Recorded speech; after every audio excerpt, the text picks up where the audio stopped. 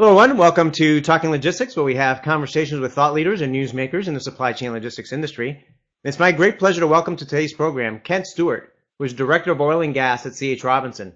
And today we're going to talk about market fluctuations in the oil and gas industry, a catalyst for supply chain improvement. Now, one of my predictions for 2015 was that there was going to be increased focus from a supply chain and logistics perspective on the oil and gas industry, not only by the companies themselves looking at their operations, but also from 3PLs and software vendors and those that can service and help the companies in the oil and gas industry.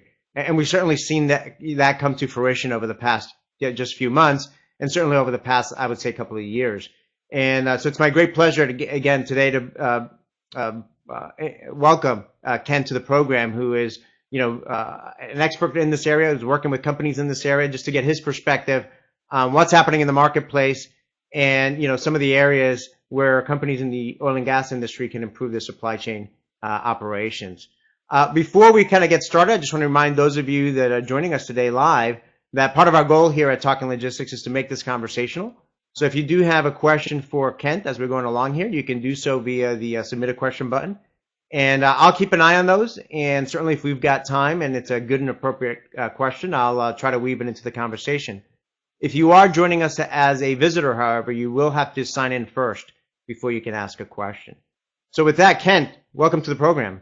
Well, thank you very much, Adrian. I've been excited about this format. It is a new format for me, and I mentioned earlier to you, I get the opportunity to speak quite often with folks. And this being a new format, I'm just excited to see how it goes. So I look forward to it.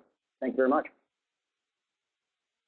Well, great. I appreciate you making the time. And yeah, what I tell folks is, this is a nice, laid back, casual environment, for us to really talk about timely and important topics, affecting the industry. And certainly this is one of them. And, Kent, being a first time guest, whenever I have someone new in the program, I always like to start off first before we dive into the topic, just kind of getting to know how and why you got involved in the supply chain logistics industry. So why don't we start there? Why don't you tell us a little bit about your career path, how and why you got involved with supply chain logistics, and what your current role and responsibilities are there at C.H. Robinson? Okay, great. Well, I'd love to tell you that I had this long, drawn-out strategy to become involved in supply chain and logistics. It's just not the case. But 26 years ago, I was looking for a great company to work for. Like a lot of people, I was about 2 jobs out of graduating from college, looking for a couple of things. A growth company, and really looking for a company that could provide a career rather than just a job, because I had a couple of jobs out of the gate. So in that process, I found C.H. Robinson. At this point, supply chain and logistics literally still meant nothing to me, but C.H. Robinson, I fell into supply chain and logistics via C.H. Robinson, but it's been a pretty interesting path. Early on, right out of the gates, I worked in what was our original national account center. So out of the gates, got to work with some of the largest clients we had, and then got into different sales roles. Right away, I found to have a knack for sales, and I loved interacting with clients. So working in our corporate sales role, in a national sales role, at one point was running the corporate sales team, which was really fun. Had a unique experience. We acquired a company that brought LTL to C.H. Robinson and had the opportunity to help implement that, and that was quite successful. And more recently now, I am the Director of Oil and Gas, and pretty specific accountabilities. One is really just take my knowledge and experience with C.H. Robinson and best leverage all of our people, our process, our technology, our global network to fulfill the needs of the oil and gas industry. Right? And quite candidly, the ultimate job from a Robinson perspective is to grow our oil and gas business. Is that fair? No, that's great. So obviously, a long career path there at C.H. Robinson and in the industry in a variety of roles. Right. And, I think your early point about looking for a career and not a job is something that actually I'm hearing from a number of young professionals today, and what's attracting them to the industry. There was a young woman who is graduating this year that I heard speak at a conference, and she said, the reason I'm looking to get into supply chain logistics is that I know that I'm not going to live the same day twice at my role, right? Because it's such a dynamic industry and such a fast changing industry. So she was excited, by that, and obviously you've had the opportunity to work in a variety of roles there. So let's talk now about oil and gas and kind of speaking about, not living the same day twice. I'm here in Boston, and particularly with the winter that we've had this year, there's a saying that we have here that if you don't like the weather in Boston, just wait a minute because it'll change. And you could almost say the same thing about the oil and gas industry, right? As we've seen this past year with oil prices. How would you characterize the state of the oil and gas industry today, particularly from a supply chain logistics perspective? Okay.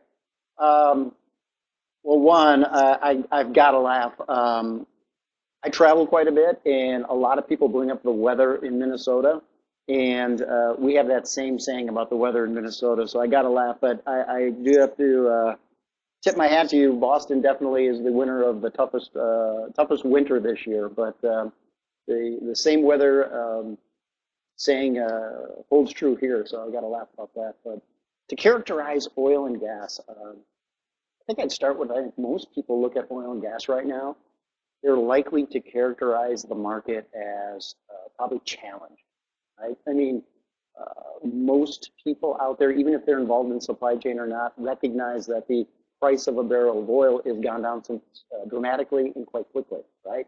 So this puts pressure on earnings for oil and gas, which puts pressure on the suppliers to reduce costs, or they put pressures, and then ultimately it puts a lot of pressure on the supply.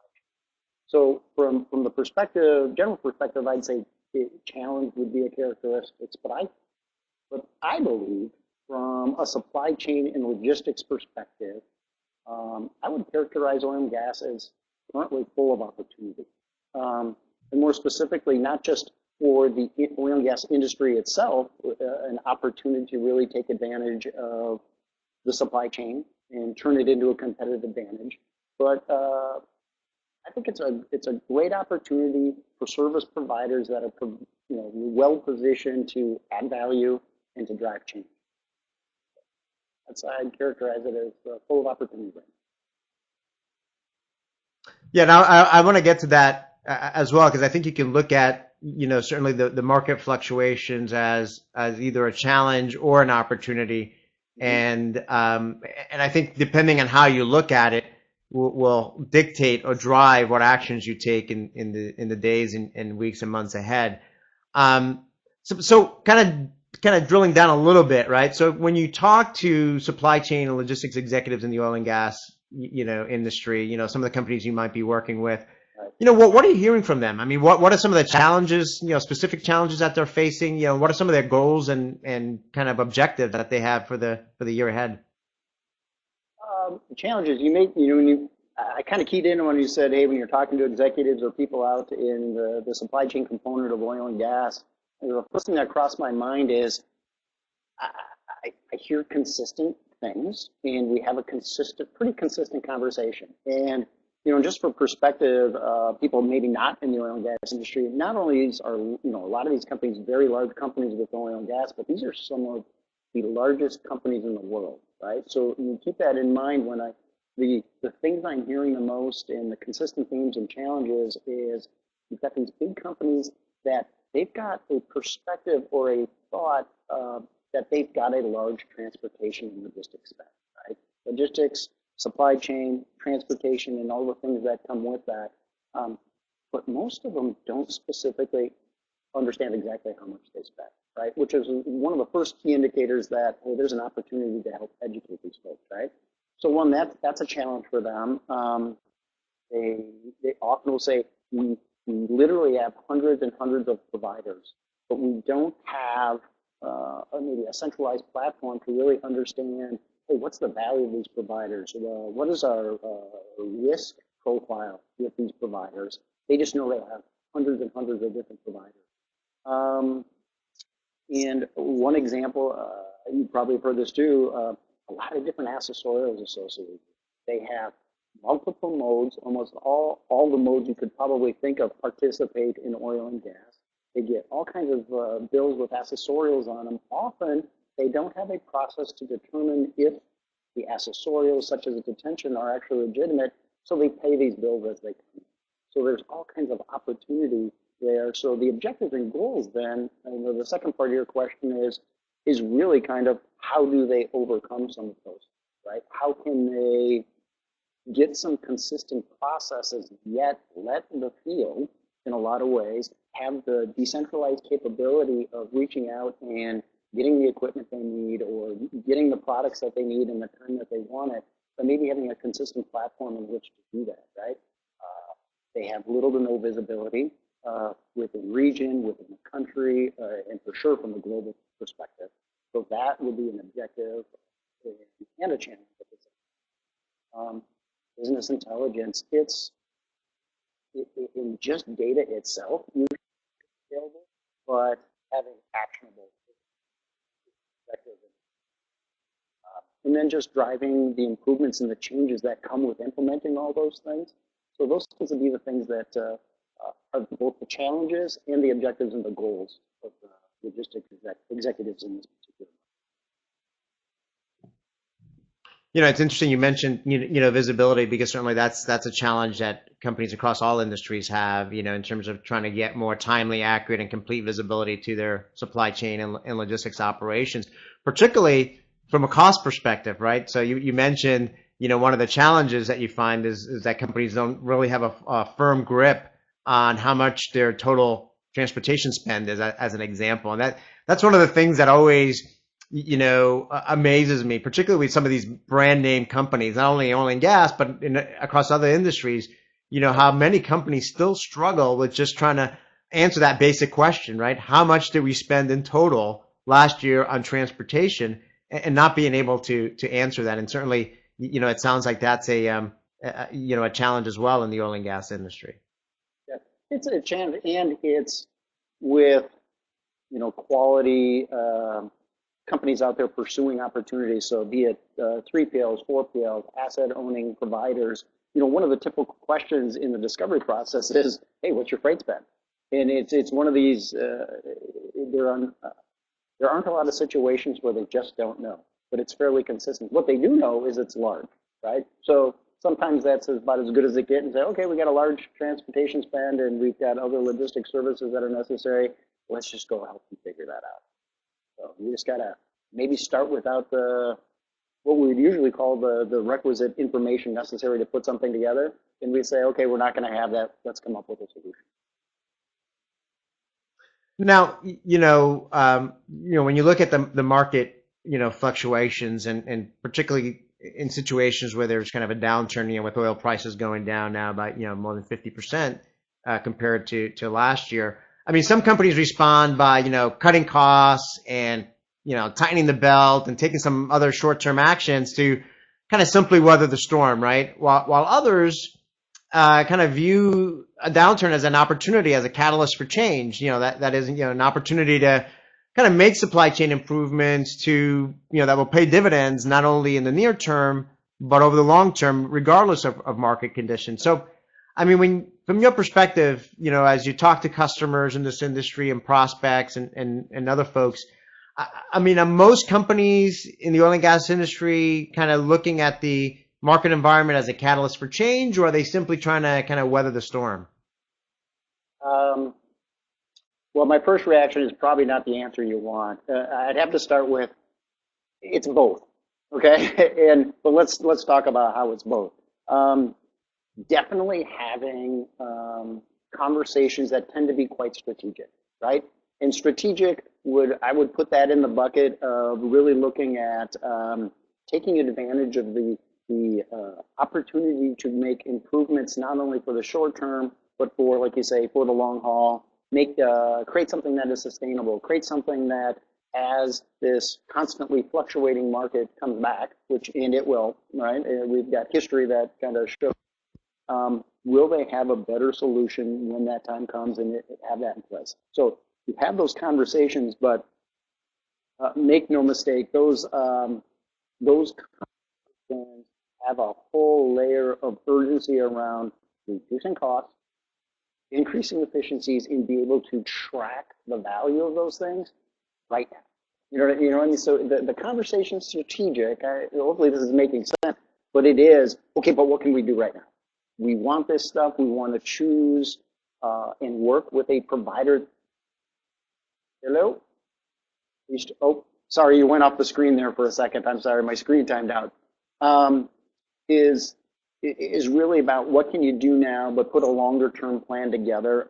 And I think people, and depending on the company itself too, what is their current situation? How well have they prepared for a situation like this? That also comes into play. If I'm talking with somebody, brand new prospective clients, where we end up spending our time once we get through is what do they want to accomplish, how quick they want to do it, is really about helping them build the business case for change, right? Because that's what this is right now. It's about, oh, I'm going to have to change. I'm going to need to create visibility. I'm going to have to interact with companies that maybe I've never interacted with before. I'm going to have to change the way I do things to help turn my supply chain into a competitive advantage, right? And some of these folks have not done this before. And so we're really spending quite a bit of time saying, okay, here's a process we can do. And it's not rocket science, but it's very informative. It's very helpful. Create a business case at an executive level that says, here's our current state. This is how we do the business now. Here's a more beneficial, sustainable, scalable future state, and here are the specific gaps that we need to fill to do that. And here's what that's going to be worth. That's really what we're spending most of our time. And from my perspective, that's a fairly strategic conversation.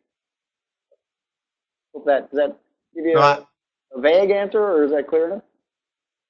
No. I think I think I'm hearing the same thing, right? I'm seeing the same thing. I mean, the challenge that I see is the challenge that you always see, right? Where companies are saying, okay, we know we need to improve. We know we need to move to a better way of doing things, but it's the classic change management, right? How do you get, for folks to recognize and get the buy-in from not only the top level, but all the way down to the folks in the front lines to agree that, the way that we've always been doing things is not the best way, that we should be migrating towards, different processes, different technologies, perhaps need to collaborate more, perhaps need to work with a third-party logistics provider, so on and so forth. I mean, any insights there in terms of, or advice there in terms of what some best practices you've seen in companies kind of getting that buy-in and managing that change management process, if you will? Well, you just used the word right at the end there. What I heard you saying, and it's sometimes such a big component of getting this stuff done is the change management component, right? And you talked all about it, and then you said change management at the end, and I was going to say, hey, well, you're talking about change management. We focus quite a bit on that because a lot of people like to talk about, hey, what are the things we're going to do, and what is the value of those things? And really what we say is, that's great. We can document that. We can put a plan together to make those things happen. But how are we going to make this happen to ensure success, to ensure that you realize the supply chain and logistics opportunities that are in front of you, right? And quite honestly, if there was a trick to this, that's the trick. And I think oil and gas, I know oil and gas has some unique qualities that do make it distinctly different. One could say at the end of the day, we're picking up and delivering stuff, right? But the environment in which they do it, the if not every mode in which they use to do that, the pressures that this industry has put not only on supply chains for themselves, but supply chains for the whole nation, right? In terms of taking on all this equipment and getting all this stuff done. So I think from a change management perspective, the key things, you hit on a couple of them, right? In fact, I'm leaving for Houston right after this, and having this conversation with some folks is how are they going to communicate? Is there a communication? Have you communicated, hey, we're doing this, and it's not as much, hey, we're doing this and we're doing this to you. hey, we're doing this as an organization because it's going to make it some more healthy, strategic, well-prepared organization, and here are the benefits of it, right? Are there going to be pains? Yes, I think there's a need to be candid as well. We are going to move some people's shoes, right? And but here are the advantages of it, and continuously show them, find some quick wins, share those, because in this environment, success will breed success. And sometimes it's, hey, people in the field, you got the company man out there making decisions, making things happen. Tactically, they're very good at this stuff. They just have no idea. They've got all these providers. Even a simple thing like, hey, they got a great provider that they're using in North Dakota. They don't have visibility, so they can't leverage that relationship somewhere else in their business just because there's no visibility. So a little off on a tangent there. But so the communication of that, success will breed success is definitely a theme that we try to build with them. Let's go find something. Let's not try to boil the ocean. Let's take a component. Most of these very large companies also have different business units. I know you've talked with other folks about upstream, midstream, downstream. They're like different worlds, and you have to approach them differently. And are we just going to start with one? Are we going to start with components of each one of those? Or maybe just take a location at a time. All these things are part of the conversation. I think that the key is there's no one single solution that's going to work for everybody. You really got to dive in to figure out, hey, some of these companies have some great talent in place. They have processes in place, but maybe they just need technology to bring it on. Or some of these organizations just don't have any supply chain and logistics. So, like I said, I could go on, but I think you get an idea is how we approach it. What's the current state? What do you have? This isn't, a subtractive. We like to say this is more of an additive process. Quite honestly, what I say is, hey, we're not here to reinvent the wheel. I think there's an opportunity to retread it and get much better performance out of it. But let's see what you've got, leverage what you have, and help your people be more strategic, more quicker, and make that happen. Speed to market is important too, and just make it happen. No, I agree. I mean, I think the communication piece is critical, obviously, to get that buy-in and being able to clearly communicate, what the value and benefit is, not only to the company as a whole, but to the individuals and their respective functions within the company as to why, they're going to be an important piece of kind of moving the company forward in the direction that they need to move forward to.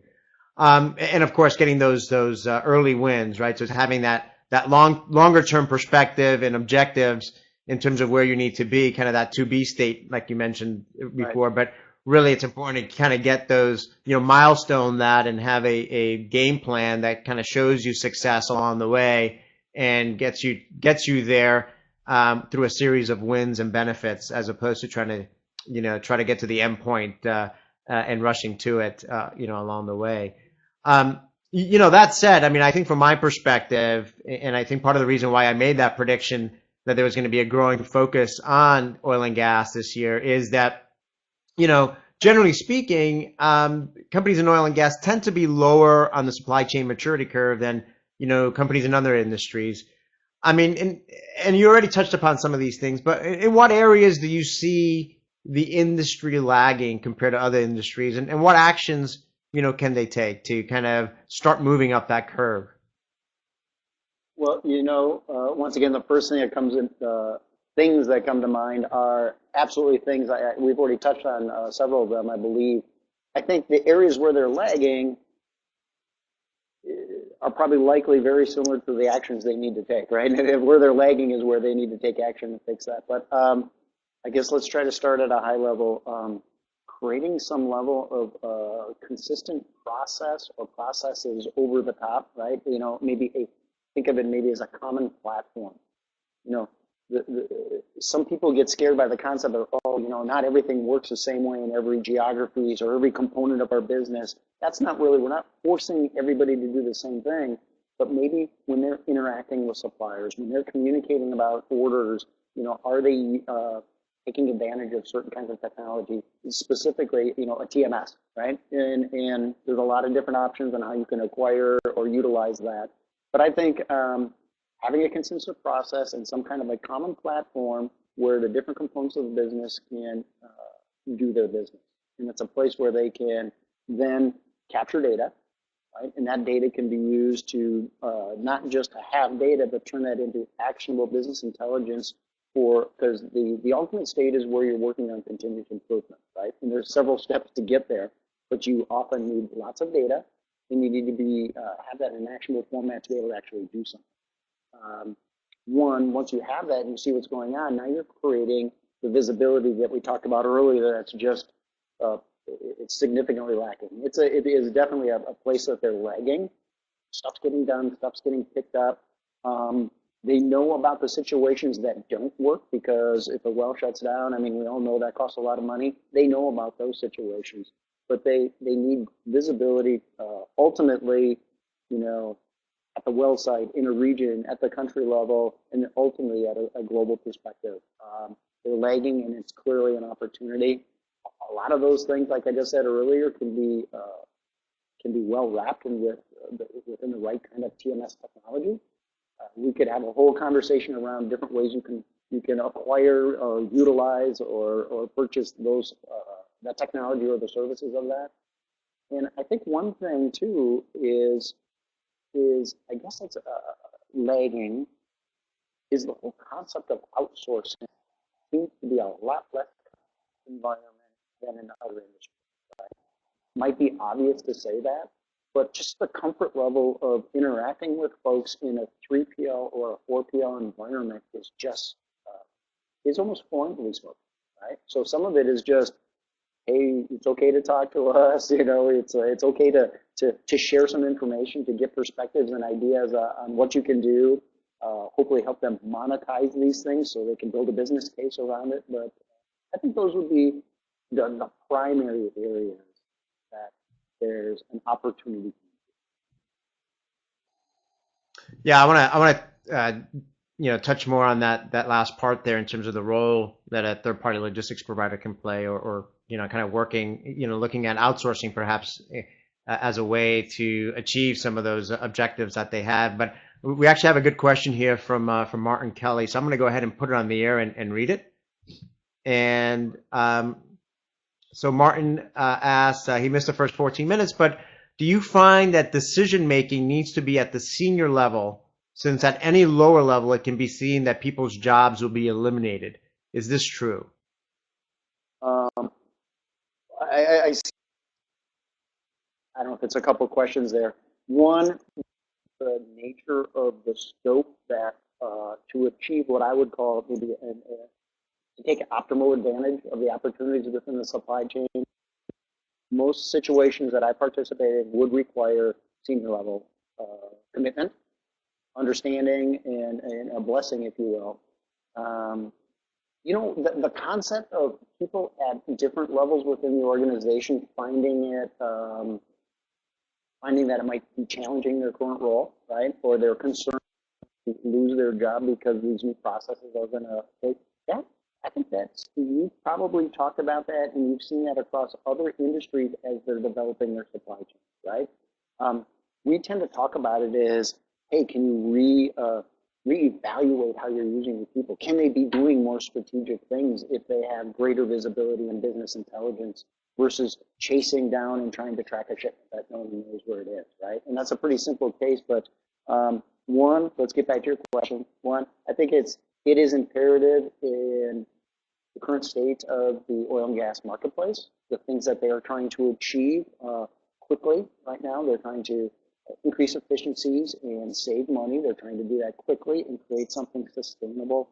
I think that's going to almost always require continued management involvement and direction. I don't know. Help me out here if I'm not touching on the second part of that question well, but there's always been challenges with some folks within the organization thinking that this is going to take over their job. I think the experience that they have within their industry is probably the important thing, and how can they better repurpose that experience. Is that fair?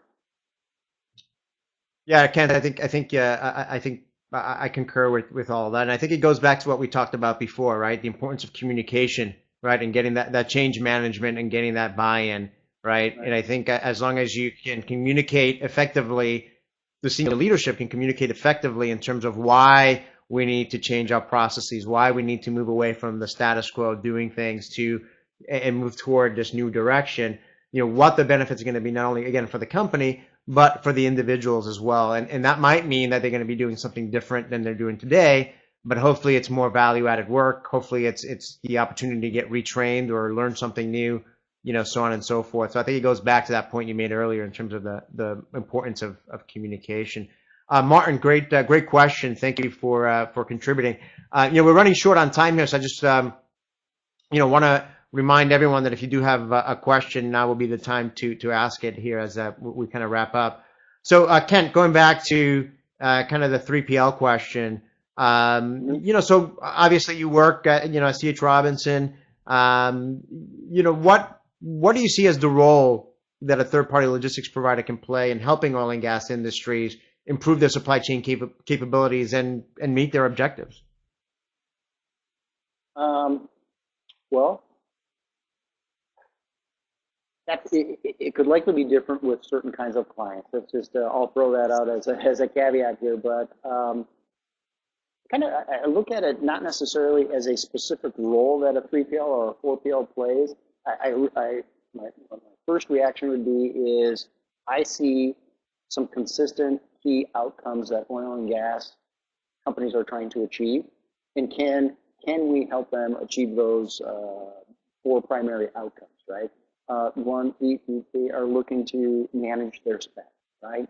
That's probably a pretty way of saying, hey, can we do this for less, right? They are looking to manage their risk. There's a lot of people focus on making sure that undue risks are not taken, and there's an opportunity to ensure that happens. They're looking to improve efficiencies, which efficient processes are going to make that more sustainable, and it also affects the spend. And then ultimately managing the change as you go through all those processes, right? I see Martin said something about collaboration, and those things all fall into those four key outcomes. But let me take it back to, you'd really like to talk about the role. So I think the role for a 3PL, I'm going to throw 4PL in there depending on the situation for the client, is helping, our industry can help the oil and gas industry really develop that business case. I think it starts right there. Do you know why you're doing this beyond just, hey, we need to save money, we need to save money. So where are you at? Where are you a leader? Where are you a laggard, right? And identify those key areas and actually put a plan, a documented plan together to say, this is the path we're going to take to get there. And senior management, this is, maybe it's a range, and here are some expectations. This is what you can realize. You should expect to realize benefits from doing this. And here's what it is. Most people want to see that in the form of dollars, right? So I know we've come up with ways of going through that process and doing it fairly quickly. So by doing that, they ultimately can see that the supply chain can become part of a competitive advantage for them. So I think that's our role, is to help them build that case, help them turn that supply chain and their logistics functions into an advantage, and really, also show them that there are things that they can leverage outside of their own company, right?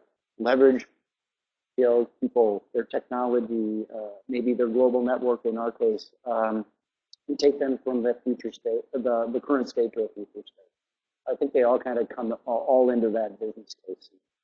Is that good? Yeah, no, and certainly, I mean, I think when you see, the role of 3PLs today and kind of the what's happening in the industry, where you're really seeing this convergence of, operations management, consulting, and technology. So, in many ways, and I think you brought this up before, depending on the specific needs of a company in this industry, they may be looking for kind of, they may have the talent in-house, but they may be lacking the technology, right?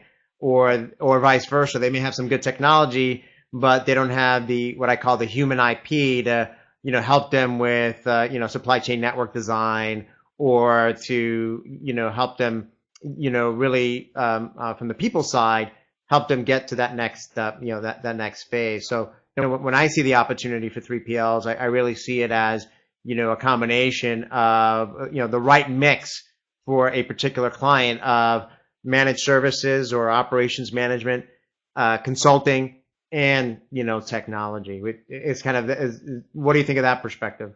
Well, I think you're exactly right. You also made me think of something that we've been doing quite a bit of in the last year, specifically for oil and gas. Because I'll go back to some of the things we've already talked about this outsourcing maybe not being as common in this environment. And I know that's somewhat of a general statement, but because they don't have a lot of experience with it, we're spending quite a bit of time educating folks on what to look for in a provider, right? So we actually find ourselves helping oil and gas prospects and existing clients to say, if you're going to go out to the marketplace, most of these companies have a very robust procurement process, right? They have category managers, they have very distinct procurement processes, but they've never gone out to market for something like this, especially in a 3PL environment. And helping them understand, hey, here are some good questions to ask, right? Knowing that they're going to go out there and ask us and some of our competitors, but they need to stick with their processes. And we recommend that, go through a specific, be it a procurement exercise, which we talk a lot about on the freight side, right? Going out there to the capacity base and doing a procurement exercise, they oftentimes need to understand how to do that when they're looking for the right 3PL and 4PL partner. And we've been helping them with the questions. And, our company and a lot of other companies, but we get literally hundreds and thousands of these things a year. And we know what the good questions are and what the better ones are. And we're sharing that with these folks so they can go out there and do their research. And I think we're confident enough, and we've got the right kind of resources and value that we feel that it's in our best interest to help them go to market, and that we'll be one of the finalists. Before I get to my last question here, we got a follow-up question comment from Martin here. So I'm just going to put it up on the screen. And, and really what he talks about here, I think is a challenge that you see at other companies as well. And it's the fact that, many of these companies have multiple, divisions, right? And you talked about it before, you've got upstream, you've got downstream, midstream, and those supply chains are in many ways very different. But there might be opportunities where, the various groups that are responsible for those dimensions of their overall supply chain can collaborate better and share visibility, so on and so forth. I mean, is that something you see as an opportunity or somewhere where they're lagging, is better internal collaboration across their the upstream and downstream sides of the supply chain in those areas that make sense? Absolutely. From a lot of experiences, and I hate talking in generalizations, but it's a pretty common one, is, it's like multiple supply chains within the same organization, oftentimes within the same four walls, not communicating with each other, right? Yes, I think there is a significant opportunity for these organizations, and some of it's a bridge down the road, right? You can't boil, you tend not to want to boil the ocean in one day because it's not probably likely to be successful. But if you start doing business in upstream and the midstream and downstream in some of those organizations that have those, and then at some point have that, bring them together, right? And that's another potential role for the 3PL and 4PL market. Bring people together and say, hey, let's just have lunch and talk about what could be, what would it be like? What would be the advantages, and just show them. Sometimes you show them what combined metrics could be. What could you do with this? If you could see your business alone and you could see how it impacted the overall, let's just talk about what that could be. That's definitely an opportunity. I think we're taking the steps right now with finding opportunities for the short term, building a platform for the long term, and as they continually look for new and additional ways to bring value to their organization, we're all going to get to that point. That point of the process. It's a great opportunity. Great, thanks, thanks, Kent. I agree with that as well. So, Martin, thank you again for the question. So, we're kind of out of time here, so I'm gonna just go right to my last question, Kent. And as a way to wrap up, and I know it's difficult, and maybe you can argue it's futile or even dangerous to kind of predict the future here. But what's what's your outlook for the oil and gas industry in the years ahead, and what actions, should supply chain logistics professionals in this industry take today to kind of prepare for what's down the road? My prediction, I'm not in a position to predict their specific industry, but my prediction is the folks that are taking advantage of the opportunity to really improve their supply chain, turn it into a competitive advantage. And what do I mean by that is, the people that are preparing now and preparing themselves to be in a position to continuously improve, those are going to be the folks that are going to be recognized leaders, for sure, from a supply chain and a logistics perspective. I mean, if you look at their own industry, they call it new technologies or conventional and unconventional. The processes, their own process from exploration to production, the cycle of that has been shortened so much, right? They can be up and running in a fracking situation so much faster than traditional production. They're going to need to be as quick.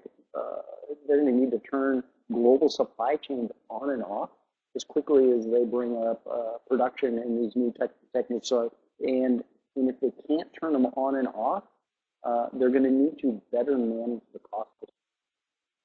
People that are going to apply TMS technology, people that are going to provide some consistent processes and visibility to their supply chain are going to be much better equipped to not only see it coming, maybe help to predict that, but react much quicker, much faster than they are today with known information and be able to tell senior management the kind of impact that they have. So I guess that my prediction is just that you're going to continue to be pressured from a logistics and a supply chain perspective, but there are so many opportunities and there's a lot of available service providers that can help them get there faster.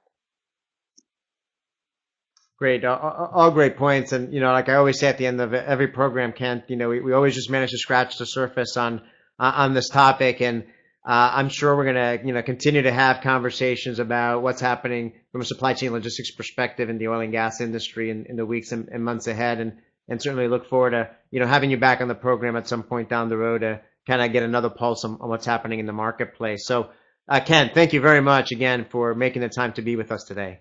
Well, thank you very much. And I want to thank those of you that joined us live today. Thank you for your questions. If you are watching this episode on demand and you have a question for Kent, you can find the episode on talkinglogistics.com, and you can post a question or a comment there, and I'm sure Kent will be more than happy to respond via that medium. So with that, thank you all for joining us today, and look forward to seeing you in a future episode of Talking Logistics. Have a great day. Thank you.